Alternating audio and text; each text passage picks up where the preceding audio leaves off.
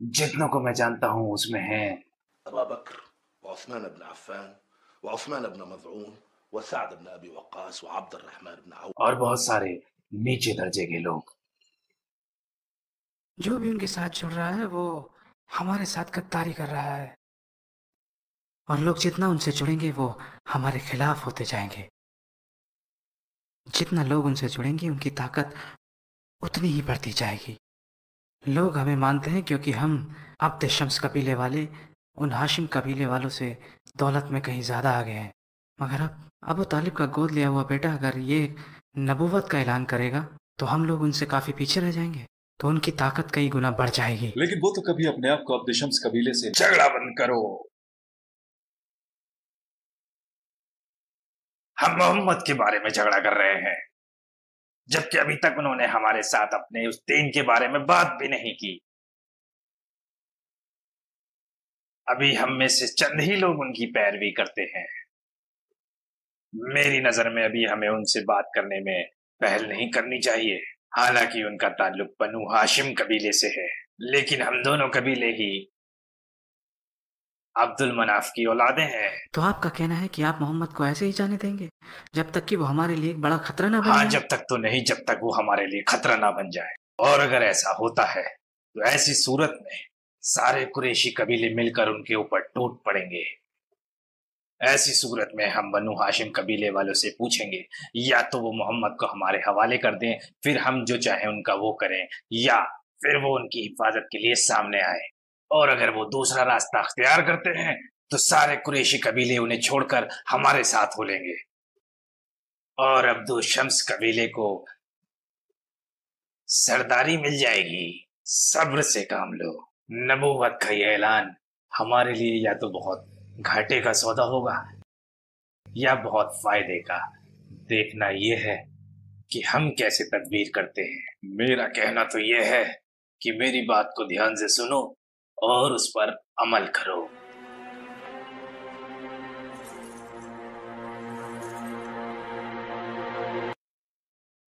खुदा की कसम, बड़ा ही खूबसूरत कलाम है। ये किसी इंसान का कलाम नहीं हो सकता। ऐसा लग रहा है जैसे मेरी आंखों पर पट्टियां बंधी थी और अब मैं सब कुछ देख सकता हूँ। हम सब एक खुदा की मखलूकात हैं। एक खुदा जिसने हम सबको एक जोड़े से पैदा किया है। वो एक खुदा जो हमें बराबरी का हक देता है। तख्लीक, हुकूक और फराइज में भी दौलत और बराबरी कोई फक्र करने की चीज नहीं। लेकिन अबू सुफियान और उसके परिवार वालों ने जो सलूक साद बिन अबी वक्कास के होते हुए आप लोगों के साथ किया, तो सोचो वो हमारा क्या हाल करेंगे अगर हमने उनके बताए तरीकों को छोड़कर नबी की इब्तदा करनी शुरू कर दी तो। अम्मार के अब्बू, जब आपको सच्चाई का पता चल ही गया है जैसा कि हमारे नबी ने बताया, तो अब आपको किसका डर है? हमारे साथी यानी मखजूम कबीले वालों का, या उनके खुदाओं का, या हमारे और आपके सरदारों का? हाँ, ये सच है कि मैं अबू हुदैफा के यहाँ गुलाम औरत थी। वो बड़े ही नेक दिल और ईमानदार इंसान थे। उन्होंने मुझे आज़ाद कर दिया और आपके साथ मेरा ब्याह भी करा दिया। लेकिन कुरैश की औरतें आज भी मुझे एक गुलाम की तरह ही मानती हैं। जब भी वो मुझे देखती हैं तो बस यही बोलती हैं कि वो देखो अबू हुदैफा की गुलाम औरत। अगर कोई मुझे अपने पास बुलाता भी है तो सिर्फ अपनी खिदमत कराने के लिए। उन्होंने कभी भी मुझे अपने पास बैठने का मौका नहीं दिया। मगर आज मुझे पता लग चुका है कि मैं किसी की गुलाम नहीं। मेरा मालिक बस वो एक अल्लाह है। अम्मार, मुझे नबी के पास ले चलो ताकि मैं भी इस्लाम कबूल कर लूँ। और अगर तुम्हारे अब्बा नहीं जाना चाहते तो कोई बात नहीं, मैं आगे भी उनकी ऐसी खिदमत करूँगी जैसे पहले करती आई हूँ।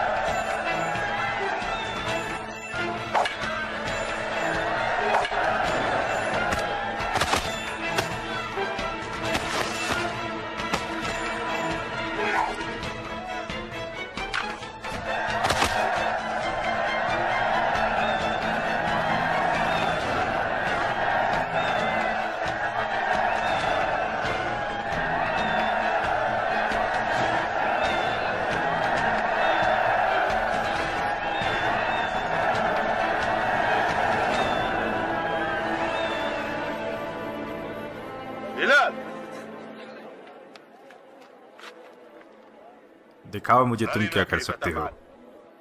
लेकिन मैं तो लड़ना ही नहीं चाहता। तेरे चाहने या न चाहने से क्या होता है? तू वो करेगा जो मैं चाहता हूँ। जा लड़के दिखा।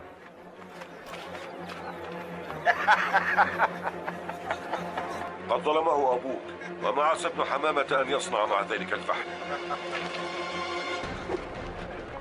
هيا يا ابن حمامة، أرنا منك اليوم قوة، فإن صرعت فلك عندي جائزة.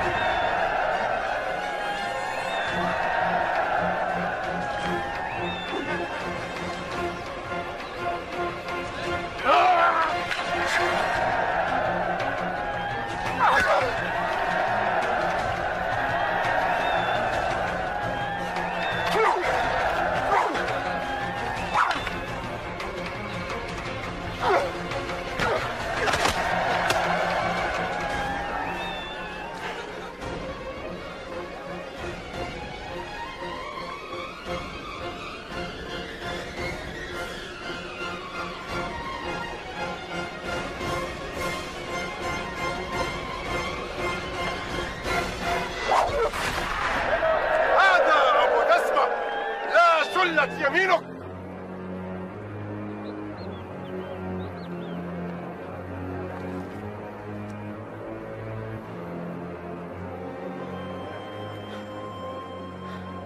رق الحبشي لابن جلدته.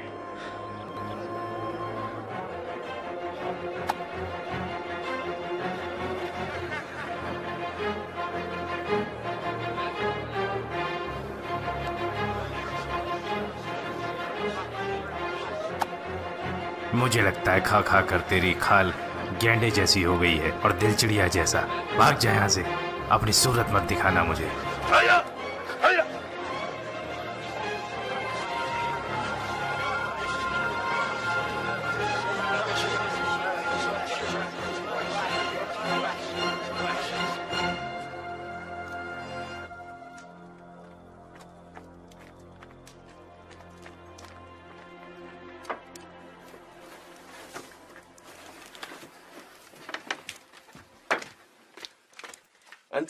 तुम आज बहुत अच्छे लड़े। नहीं, मुझे आते हुए किसी ने नहीं देखा।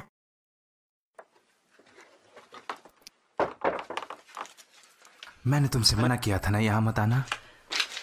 तुम्हें किसका डर है, अपने मालिक का या लोगों का? मुझे अपने लिए डर नहीं लगता, बल्कि तुम्हारे लिए लगता है। आज तुम्हारे मालिक तुमसे बहुत खुश होंगे क्योंकि तुमने सभी लोगों को हरा दिया। किसी को कोई फर्क नहीं पड़ता कि अगर एक गुलाम औरत एक गुलाम मर्द से मिले तो। हाँ, बिल्कुल वैसे ही जैसे एक जानवर दूसरे जानवर से मिलता है। आज तुम अपने मालिक के पास जाओ और उनसे हमारे लिए बात करो। अरबी लोग तो हमेशा से ही आपस में गुलाम मर्द और औरतों की अभी सही वक्त नहीं आया है। तो कब सही वक्त आएगा? मुझे नहीं पता, मुझे बिल्कुल नहीं पता, और तुम मुझसे बहस भी मत करो। मुझे लगा कम से कम आज तो तुम मेरे से खुश होकर बात कर लोगे।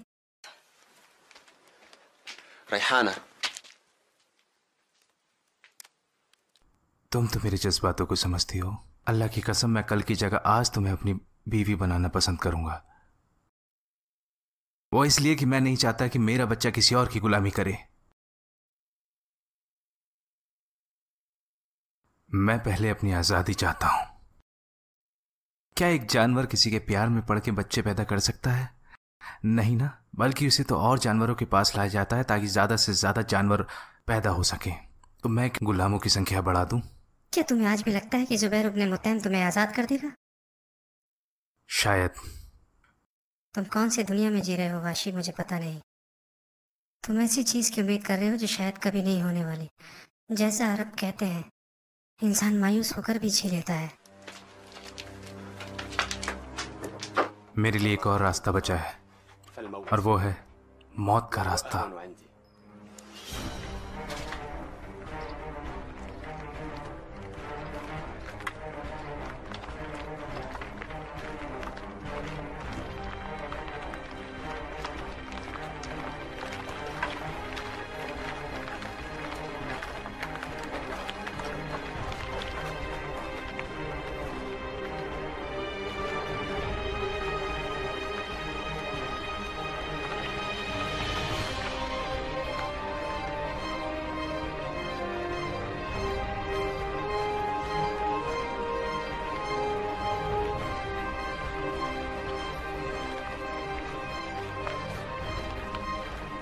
बिस्मिल्लाहिर्रहमानिर्रहीम वअन्ज़िर अशीरतकल अक़रबीन वख़्फ़िद जनाहक लिमन इत्तबअक मिनल मुअमिनीन। सदक़ल्लाहुल अज़ीम। जल्दी चलो, मोहम्मद ने अपने लोगों को बुलाया है ताकि वो अपनी बातों को आम कर सकें। जिस काम की आज तक सिर्फ हम खबरें सुना करते थे, वो आज एक हकीकत अख्तियार करने जा रही है। एक ऐसी हकीकत जो महज आम खबर हरगिज नहीं है। एक ऐसी हकीकत जो महज आम खबर हरगिज नहीं है। या बनी हाशिम, आप सब ने मेरे भतीजे यानी मोहम्मद को तो सुना है, जिनके बारे में आप सब गवाह हैं कि वो सादिकुल अमीन हैं। जब उन्होंने आपसे पूछा कि क्या आप उनकी बात पर यकीन रखते हैं, अगर वो ये कहें कि पहाड़ के पीछे एक फौज खड़ी है जो हम पर हमला करने को तैयार है, तो सब ने कहा हाँ, हम यकीन रखते हैं।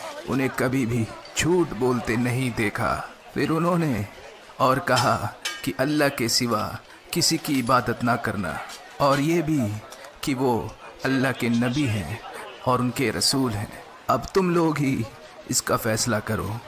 ऐसे मैंने आज इसलिए आप लोगों को इकट्ठा नहीं किया।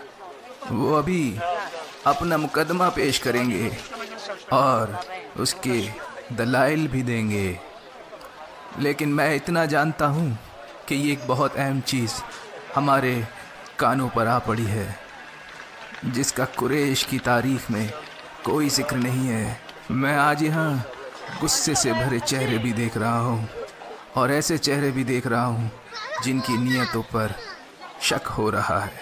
जहाँ तक मेरा सवाल है, तो अल्लाह की कसम, मैं अपने भतीजे का साथ कभी नहीं छोड़ूंगा। जो मैंने उनसे कहा था, जाएं और वो करें जिसका हुक्म रब्बी हुआ है। अब मैं जानना चाहता हूँ कि आप सबका क्या कहना है। ये आदमी बहुत शरीर है। मैंने कहा यह आदमी बहुत शरीर है और यही कहता रहूंगा। बनी हाशिम के लोगों, मेरी बात सुनो। मैं भी उनका चचा हूं। वल्लाही मैंने आज तक ऐसा कोई फर्द नहीं देखा जो अपने ही लोगों को ऐसी मुश्किल में डाल दे जैसी मुश्किल में मोहम्मद हमें डालने वाला है। उसने अपने ही लोगों के दीन को गलत कहा है और हमारे खुदाओं को मानने से इनकार कर दिया है।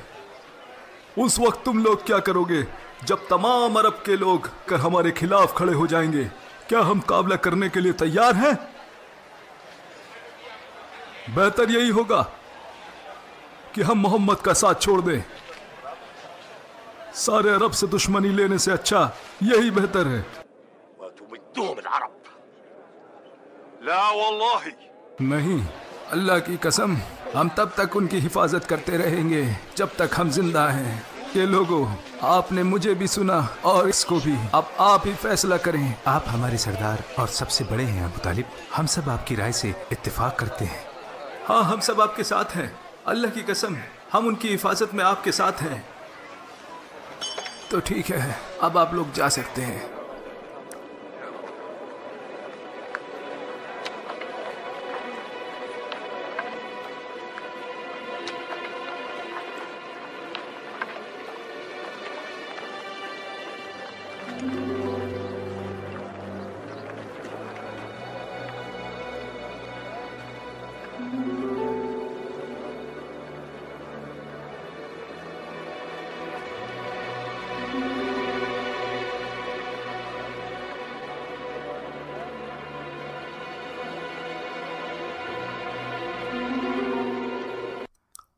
उमर, आप क्या सोचते हैं उनके दीन के बारे में? बिल्कुल वही जो आपको सोचना चाहिए, जो कुरैश के हर फर्ज को सोचना चाहिए, जो कोई भी सबको खुश और एक दूसरे के साथ देखना चाहता है, और जिसको रिश्तेदारों के आपस में लड़ाई झगड़े बिल्कुल भी पसंद नहीं, यानी कि एक दूसरे के खिलाफ होना नापसंद है। क्योंकि अगर हम ऐसा नहीं सोचेंगे तो सारे अरब मिलकर हमें नोच खाएंगे। क्या आपको लगता है कि ऐसा होगा? मुझे पूरा यकीन है। तुम्हें क्या लगता है कि ये सिर्फ बातें हैं जो चंद लोग मांग लेंगे और चंद लोग ठुकरा देंगे? हम हरम के निगहबान लोगों में से हैं ज़ैद। उनके नज़दीक हमारी इताअत करना उनके मजहब का हिस्सा है, और बाकी अरब इस हरम की वजह से हमारी इज्जत और तकरीम करते हैं। और जो कोई भी हमारी ख्वाहिशों के खिलाफ जाने की सोचे, वो यही समझता है कि वो हमारे खुदाओं के खिलाफ जा रहा है।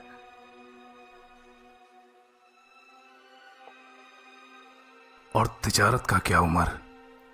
हरम और तिजारत, उन्हीं की वजह से कुरैश को मुकाम हासिल है। बिल्कुल, दोनों चीज़ों से कुरैश को कोई नुकसान नहीं, क्योंकि खुदा ने कुरैश को मुकाम दिया है कि हम खादिम हरम हैं, और तिजारत से हम उसके लिए वो माल लाते हैं जो उसको कायम रखने में हमारी मदद करता है और हमें मौका देता है कि हम यहाँ इबादत के लिए आने वालों की खूब देखभाल कर सकें। और फिर कुरैश इस पैसे का इस्तेमाल करते हैं ताकि हरम की देखभाल हो सके, और इसीलिए खुदा ने हमें अपने मजहब और दौलत का अमीन बनाया है। इन्हीं दोनों की वजह से आज हम तमाम अरब पर बादशाहत कर रहे हैं। अब तुम भी बताओ, अरबों को कैसा लगेगा जब उन्हें पता चलेगा कि कुरैशियों के अब आपस में ही झगड़े होने शुरू हो गए हैं?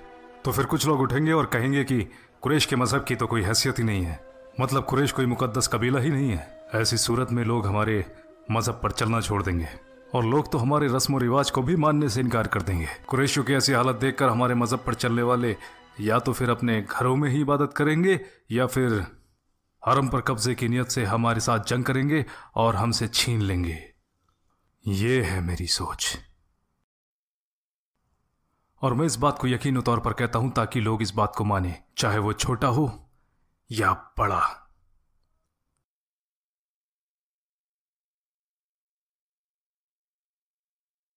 क्या बात है, वहां कुरैश के बड़े लोग मजलिस कर रहे हैं।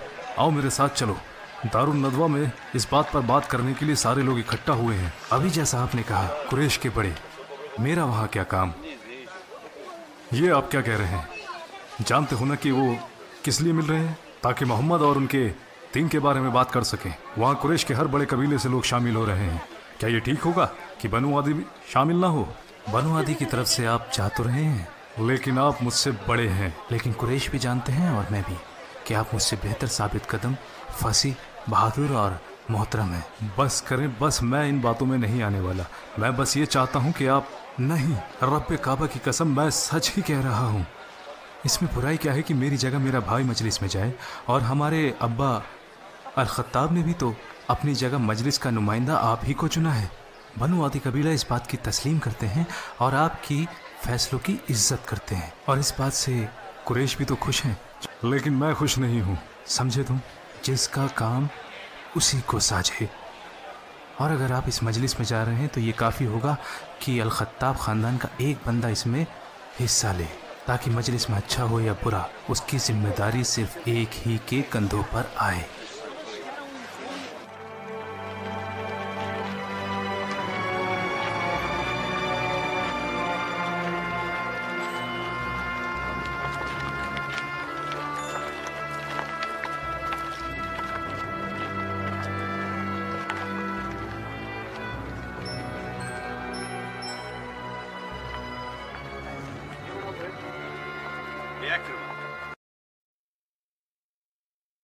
तुम लोग यहाँ खेल रहे हो जबकि अंदर सभी बड़े अहम मौजू पर बात कर रहे हैं, मोहम्मद के बारे में। क्या तुम कुछ नहीं कहोगे कि वो अपनी अकल से मसले हल कर दें, वरना हम अपनी तलवार से तो कर ही देंगे।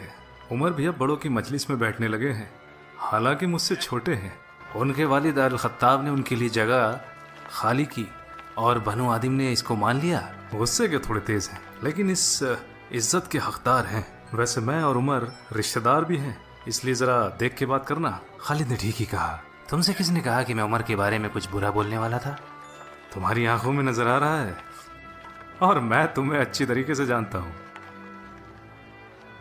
चलो उमर, ये शर्त मेरे और सफवान के बीच में लगा दो। 2 ऊंट की शर्त रही। 2 ऊंट, एक काफी नहीं है क्या? भाई अगर तुम जीत गए तो मजा भी तो 2 गुना हो जाएगा, और अगर हार गया तो दुख भी तो 2 गुना होगा।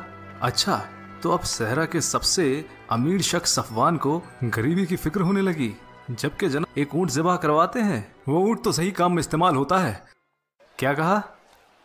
तुम लोगों को खिलाते हो ताकि लोग तुम्हें लक़ब दें, सफवान इब्ने उमैया बड़ा मालदार है। भाई जो भी ऐसा कहता है ठीक ही तो कहता है। जानते भी हो लोग अम्र इब्ने आस के बारे में क्या कहते हैं? जब लोग किसी उलझन में पड़े हों और कोई रास्ता समझ ना आए तो सभी अम्र के पास आ जाते हैं।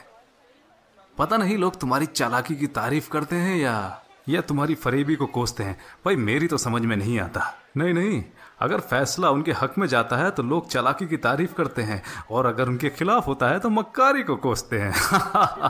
हाँ, तो क्या कहते हो? 2 ऊंट लगा दें शर्त पे? ठीक है, लगा दो। तो मैं शुरू किससे करूं? सफवान से? ठीक है, सफवान से। इसे गश्त पड़ने वाली है।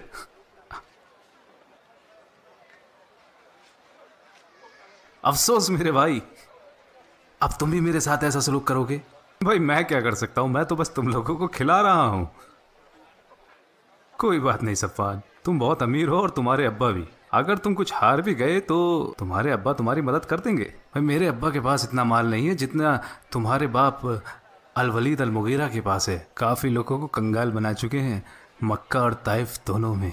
मैंने अल्लाह और अल-उज़्ज़ा की इबादत की थी यहाँ आने से पहले, और दोनों के नाम पर जानवर कुर्बान करके लोगों को भी खिलाए थे। शायद तुम्हारी आवाज़ उन तक पहुंची नहीं, वरना वो तुम्हारी मदद ज़रूर करते। या फिर हो सकता है तुमने सेहतमंद ऊँटनी कुर्बान ना की हो। अम्र, तुम खेलना चाहोगे?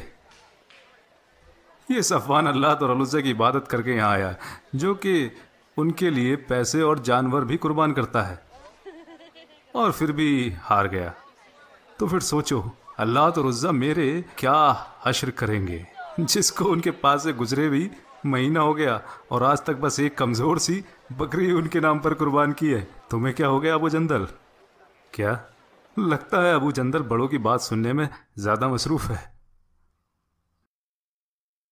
जब सिर्फ उन्होंने एक खुदा को मानने की बात की और हमारे खुदा और बुतों को मानने से इनकार कर दिया, तो फिर ये कैसे कह दें कि उन्होंने हमारे खिलाफ कुछ भी नहीं कहा। हमें क्या फर्क पड़ता है अगर हम अपने खुदाओं की वैसे ही हिफाजत करते रहें जैसे हम करते रहें, या फिर तुम मोहम्मद से डरकर अपने खुदा का दीन छोड़ दोगे।